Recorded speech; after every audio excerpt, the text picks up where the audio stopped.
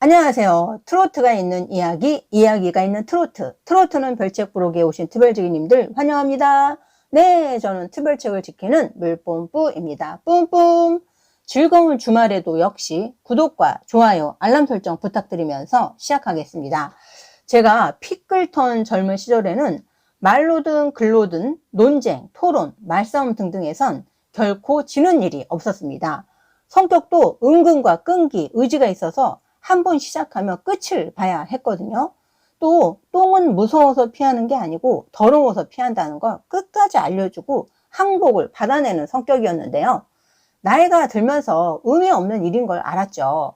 성격상 남의 말에 별로 영향을 안 받는지라 유튜브를 하면서도 악플에 상처받을까 염려하는 지인들을 오히려 제가 위로했는데요. 물론 악플 받으면 기분이 좋은 것은 아니지만 그깟 악플러 따위가 나의 기분을 나쁘게 할 소냐, 이런 심정이었어요. 그런데 한 이틀은 악플로 자살하는 사람들을 이해하겠더군요.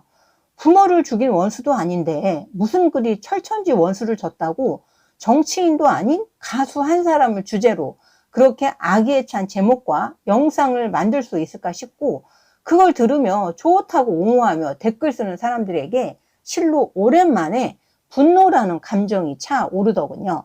저도 좀 댓글을 남기긴 했지만 사실 생각하는 뇌구조 자체가 다른지라 알아먹을 리도 없거니와 무의미한 일이죠. 다만 그런 가짜 이야기들을 진짜로 아는 사람들이 많아지고 그로 인해 안티들이 많아질까 하는 염려는 듭니다. 진실은 언젠가는 알려진다지만 한 20년 감옥에서 썩고 나온 뒤 밝혀지는 진실에 이제라도 밝혀져 다행이라고 생각해야 한다는 주의는 아니거든요. 저는 남을 욕하거나 남을 욕하는 소리를 들으면 제 기분도 안 좋아져서 앞담화를 할지언정 뒷담화는 안 하는데요. 논란을 영상으로 만들자니 남의 불행한 일을 이용하는 것 같아서 기분이 영 안 좋더군요.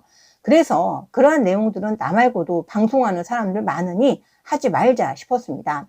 아직은 그런 방송들이 조회수도 높고 구독자들도 많지만 우리는 점점 성숙해지고 있습니다. 남을 헐뜯거나 타인의 불행을 이용하는 사람들을 점점 걸러 들으리라 믿습니다.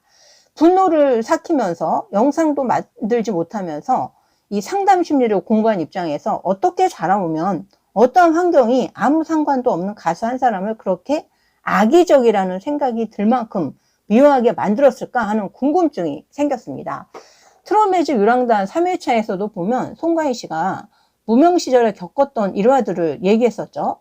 제가 송가인 씨가 나온 방송을 다 본 것은 아니어서 단정은 못하겠지만 송가인 씨는 무명 시절에 고초를 얘기할 때도 울면서 얘기한 적이 없었던 것 같아요. 저는 연예인들이건 일반인이건 방송에 나와서 울고 짜고 하는 건 질색이라 어떤 방송이든 그런 방송은 시청을 안 하는데요. 송가인 씨는 무명 시절의 어려움을 얘기할 때도 늘상 웃음과 유머로 승화시키죠. 오빠나 친구들과의 만나는 장면들을 봐도 어려운 시절 얘기하면서도 웃음이 넘칩니다. 자존감이 많이 낮아졌다고는 하지만 반지하에서 곱등이랑 살면서 가수라는 꿈을 포기하지 않고 결승전을 앞두고도 팔아야 할 비녀를 만들었다는 일화는 단단한 내공과 충만한 자존감 없이는 어려운 일이죠.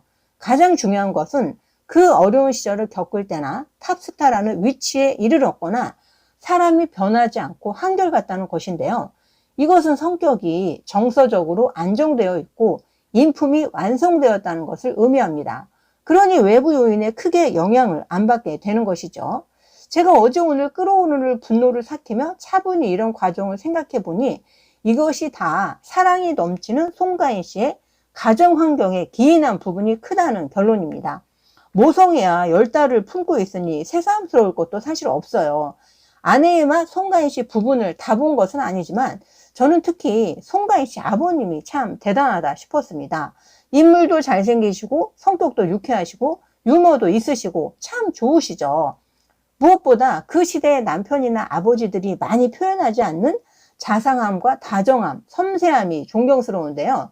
그 시대의 아버지나 남편들은 부인이나 자녀에 대한 애정을 표현하는 것이 바람직하지 않은 일이라고 생각하는 경향들이 있었잖아요.